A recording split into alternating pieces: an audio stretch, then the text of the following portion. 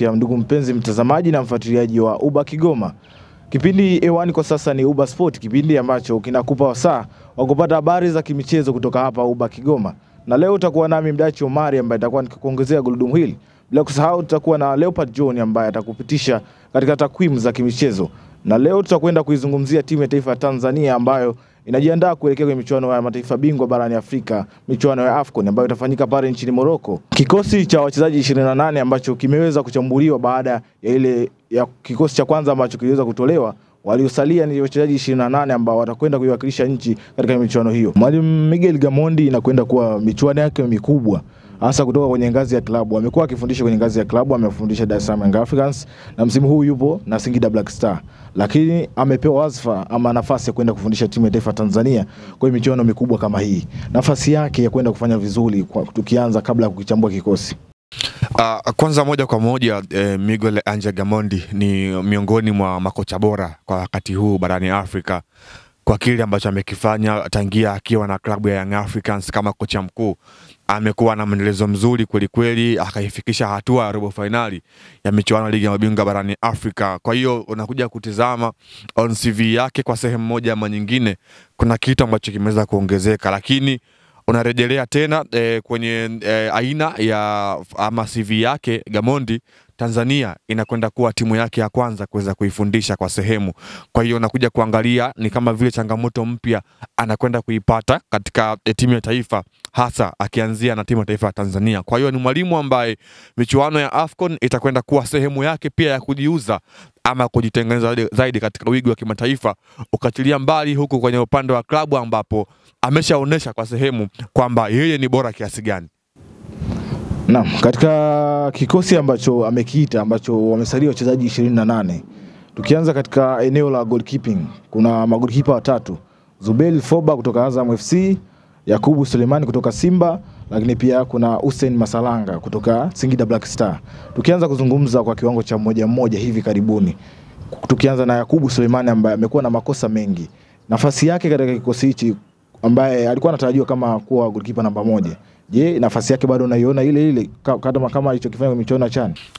Always nimekuwa nikisema kwamba national team always imekuwa ni kama vile current performance ya wachezaji, na ni wazi kwenye list ya walinda milango hao ndio wamekuwa bora kwa wakati huu. Hussein Masalanga akiwa na Singida Black Stars, though amekuwa hana nafasi ya kucheza kila mechi, lakini amekuwa kidogo anaonekana kwenye milingoti mitatu.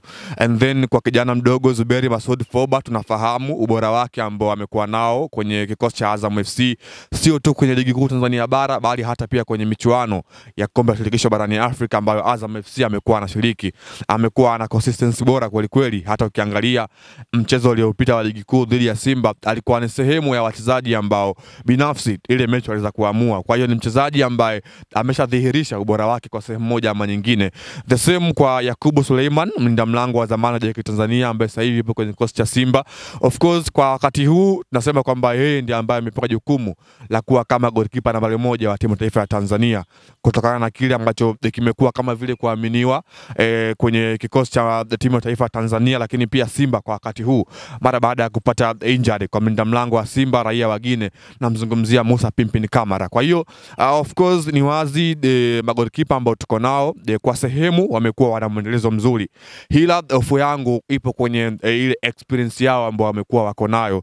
Ni wazi kama walivyozungumza kwamba Yakubu Suleiman, ukatilia mbali ubora wake ambao yuko nao, amekuwa anafanya makosa mengi ambayo ni wazi unaweza kusema ni ya kibinadamu, lakini unaweza kusema kwa sehemu nyingine pia experience imeweza kupotea kwenye eneo lake. Kwa hiyo mimi nafikiria kutokana na aina ya mechi ambayo mwalimu anakwenda kuielekea, pia itakuwa inachagua ni mlindalango gani ambaye huenda akaanza. Nakumbuka hata kwenye michuano ya mwaka 2019 wakati Taifa Stars inakwenda kushiriki michuano ya AFCON chini ya mwalimu Emmanuel Amonike, tulikaa zaidi ya miaka 35 tukaenda kushiriki kwenye ile michuano. Kwenye listi ya walinda milango tulikuwa na Aish Manula na Metacha Mnata, lakini mwalimu Emmanuel Amonike aliweza kuwatumia wale walinda milango takriban kwenye kila mchezo. Nakumbuka Manula alikuwa mlinda mlango nambari 1 kwenye mchezo dhidi ya Kenya, lakini pia dhidi ya Senegal.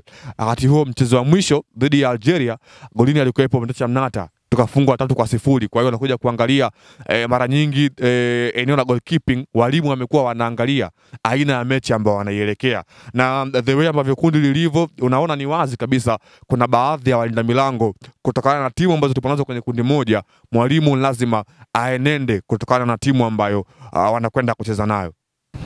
Na umezungumza experience kuhusiana na magolikipa hawa. Sasa kama tulikuwa na goalkeeper ambaye ana experience kubwa kama Aishi Manula. Je, hakukuwa na umuhimu wa yeye kuwepo katika michuano hii, hasa ukilingania wachezaji wa magolikipa ambao wameweza kuitwa bado ni wadogo katika kisoka? Je, umuhimu wake uko wapi sasa katika kujumuisha, maana hajajumuishwa kabisa kwenye Of course muda mwingi nimekuwa ninasema kwamba experience matter most, na ndio kitu ambacho binafsi yangu huwa nakiamini. Nitakupa mfano, timu ya taifa ya Uganda the Cranes chini ya mwalimu wao Popot wameona mchango na thamani ya Dennis Onyango, mlinda mlango wa Masandawana ya Afrika Kusini. Onyango ni golikipa ambaye umri wake umeenda, kwa sasa hivi ana miaka 40, mzaliwa wa mwaka 1985 pale nchini Uganda, lakini unakuja kuangalia performance yake kwenye coast ya Mamelodi Sundowns amekuwa hana nafasi ya kwanza mbele ya Ronwen Williams, lakini unaona taifa kwa kuchambua ule mchango wake ambao amekuwa nao na thamani yake ambayo amekuwa amejumuisha, lakini pia experience yake ambayo amekuwa iko nayo, wakaamua kumjumuisha kwenye kikosi ambacho kuna walinda milango wengine ambao ni vijana kwa sehemu, kama vile Nafian Alionzi amekuwa ni kijana ambaye anafanya maendelezo mzuri akiwa na coach chake cha Super Defense nchini Ethiopia, lakini pia hata unakuja kumzungumzia Ismail Magora, mlinda mlango wa Richard Base Afrika Kusini. Kwa hiyo sometimes unakuja kuangalia hawa walinda milango ambao wamekuwa wana experience kubwa, wamekuwa wanachangia hasa kwenye hii michuano ambayo unaweza kusema kwamba sio ya kwenda kutest wachezaji jinsi gani ambavyo watakwenda kuimprove. Unahitaji mchezaji ambaye yupo kwenye peak and then aende kukupa performance bora, lakini sio mchezaji ambaye anakuwa anakupa performance ya kupa na kujaa. Inahitaji uwe na consistency ya muendelezo. Kwa hiyo mimi naamini Aishi Manula alistahili kuweza kuwepo kwenye kikosi, hata pia kutokucheza, uwepo wake kwenye benchi huenda ikasaidia timu. Nakumbuka tunafuzu hii michuano ya AFCON mwaka huu, golini alikuwa ni Aishi Manula kwenye mchezo dhidi ya Guinea ambao tulifuzu 1-0 tulishinda, Simon Msuva akitupeleka kwenye michuano hii ambayo inakwenda nchini Morocco ya AFCON. Kwa hiyo Manula atabakia kuwa kwenye klasi yake ile ile, though form imekuwa inapotea. Ndio maana watu wakasema kwamba always class is permanent and then form is temporary. Kwa hiyo Manula alideserve kuwa sehemu ya call up kuelekea michuano ya AFCON ya nchini Morocco. Naam. Mechi mbili za kirafiki tunaruhusu mabao 6. Mechi dhidi ya Iran ambayo ilikuwa ni kwenye kalenda ya FIFA tuliruhusu mabao 2. Mechi iliyofuata pale nchini Misri dhidi ya Kuwait tukaruhusu bao 4. Tulitoka mchezo ule kutoka 4-1. Safu ya ulinzi imekuwa na shida gani haswa? Of course ukitazama namna ambavyo safu ya ulinzi imekuwa inaweza kuruhusu mabao kirahisi, ni wazi kiungo chetu hakiko vizuri. Unakuja kutizama kwenye eneo la kiungo, kumekuwa na ingia toka nyingi tangia alivyokuwepo mwalimu Hemed Suleiman Morocco, ambaye ndiye unaweza kusema ile falsafa ya timu imeanzia kwake. Gamondi amekuja kuendeleza pale ambako ameishia. Unakuja kutizama, hii imekuwa ni kama vile kasumba ambayo imetukumba timu ya taifa ya Tanzania tangu ambavyo imefuzu mara yake ya kwanza katika michuano ya AFCON mwaka 1980, ambapo tulikuwa kwenye kundi A sambamba na taifa na Nigeria, Ivory Coast na Misri. Kwenye ule mchezo tulifungwa mechi 2 and then tukatoka sare dhidi ya Ivory Coast 1-1. Nitakukumbusha zamani, ni muda mrefu kidogo, mwaka 1980 ambao ilikuwa ndio mara yetu ya kwanza kuweza kufuzu kwenye hii michuano ya AFCON. Mchezo wa kwanza ulikuwa dhidi ya Nigeria, tukafungwa bao 3-1, tulifunga bao lakini tuliruhusu pia goli 3. Mchezo wa pili ulikuwa ni dhidi ya Misri, tukafunga bao 2-1, tukafungwa ikali goli 5 ambayo kuweza kuruhusu, lakini pia mchezo wa mwisho tukapata sare bao 1-1. Kwa hiyo nakuja kuangalia kwenye AFCON ya 1980 tuliruhusu magoli 6 kwenye ile michuano ya AFCON. Tukakaa miaka 39 zaidi tukaja tukafuzu AFCON 2019, ambapo kwenye ile AFCON tuliruhusu mabao 6 pia kwenye ile michuano. Tulifungwa 3 na Algeria, tukafungwa 2 na Senegal, tukafungwa 3 na taifa la Kenya. Kwa unakuja kuangalia tuliruhusu mabao 8. Unakuja kuangalia pia kwenye AFCON ya 2023 ambayo ilikuwa AFCON yetu ya mwisho, tuliweza kujitahidi kwa sehemu moja ama nyingine kwenye kulinda. Tulifungwa bao 3 na Morocco, tukatoka sare bila dhidi ya DRC Congo, tukatoka sare bao 1-1 dhidi ya Zambia. Kwa hiyo kwa ujumla tuweza kuruhusu goli 4 kwenye ile michuano ya AFCON. Kwa hiyo unaona ni kama vile improvement kwa sehemu moja ama nyingine kwenye michuano ya AFCON. Though kwa siku za hivi karibuni kwenye mechi za kirafiki tumekuwa tuna takwimu nzuri za kuweza kuruhusu mabao. Kwa hiyo of course Mwalimu Gamondi ni tactical master kwenye eneo la kiufundi. Huenda amekwisha tengeneza mkakati wake halisi kuweza kumanage ili eneo la kiungo, ili mradi Ibrahim Baka, Dickson Job, Shomari Kapombe, hata pia Pascal Msindo kwa sehemu wasiweze kufikiwa kwa haraka zaidi, ili mradi waweze kupata ile guard nzuri kwenye eneo la kiungo. Ndio maana kuja kuangalia kwenye kola pe mwalimu ameweka viungo ambao wana falsafa ya kiulinzi kwa asilimia kubwa. Unamuona mtu kama vile Yusuf Kagoma yupo kwenye kikosi, Nafal Nation kiungo huyu wa Pamba ambaye yupo kwa mkopo akatokea Singida Black Stars yupo kwenye kikosi, Idi Halil Gego Mzanzibari huyu yupo kwenye kikosi. Hawa wote ni walinzi ambao kwa ujumla hawa ni defensive midfielder kiuhalisia katika eneo la kiungo. Kwa hiyo mwalimu amekuwa anahitaji zaidi kuweza kupata ile loya ili mradi asiwe anafikiwa kwa haraka, na wazi kwamba timu yetu ilikuwa inakosa hiyo huduma. Ndio maana ulikuwa unaona Mwalimu Morocco alikuwa anajaribu kufanya kila muda maingizo mapya kwenye eneo la kiungo. Leo huu utamwona Pipino,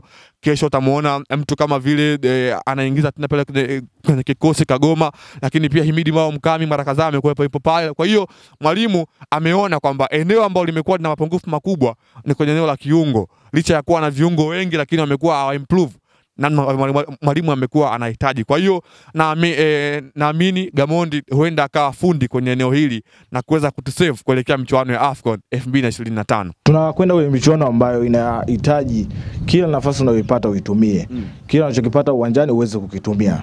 Sasa AFCON zote ambazo tumeshiriki, namba yetu ni ndogo sana katika kufunga mabao. Je, ili mwalimu ana kipi cha kufanya ili kuweza kuboresha zaidi eneo hilo la ushambuliaji? Kwanza tu niwaambie Tanzania kwamba wakati nakitazama kikosi cha Mwalimu Gamondi kuelekea michuano ya AFCON, nikagundua kwamba hakuna mshambuliaji asilia kwenye eneo la kushambulia ukimuondoa Kevin John Mbappe. Waliobakia wote unaweza kusema mwalimu anahitaji kwenda kutumia force number 9 kwenye michuano ya AFCON. Ni wazi taifa limeingia kwenye pigo kubwa kumkosa Clement Mzize ambaye kila mmoja anafahamu kwamba anauguza majeraha ambayo aliyapata akiwa na klabu yake ya Young Africans. So unakuja kuangalia kwenye eneo la ushambuliaji walioitwa wengi ni mawing. Unaona mtu kama vile Tarin Alalakia amekuwa na mwendelezo mzuri kwenye timu ya taifa Tanzania, anatokea pembeni. Sopu Azam FC yupo anatokea pembeni, Nado the same pembeni, Simon Msuva pembeni, Charles Mwombo pembeni. Hao wote unakuja kuangalia hawawezi kuwa eneo la ushambuliaji.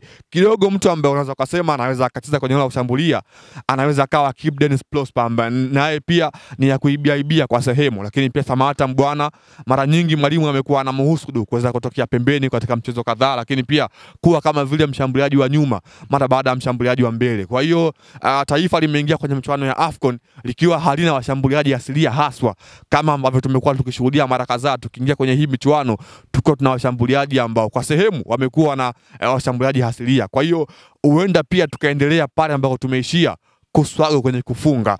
Of course kile ambacho kilitokea kwenye mchezo wa Kuwait ambao tulitangulia goli 2-0 na tukasema kwamba kwa sehemu tumeimprove na kuweza kufunga kilikuwa ni sahihi, lakini why tukaweza kujifiti na tukaweza kuruhusu ile bao. Kwa hiyo ni wazi kwamba timu huenda pia ikafunga, lakini pia ikawa inaweza pia kuruhusu bao kirahisi. Ujiji Broadcasting Academy, excellence is our signature.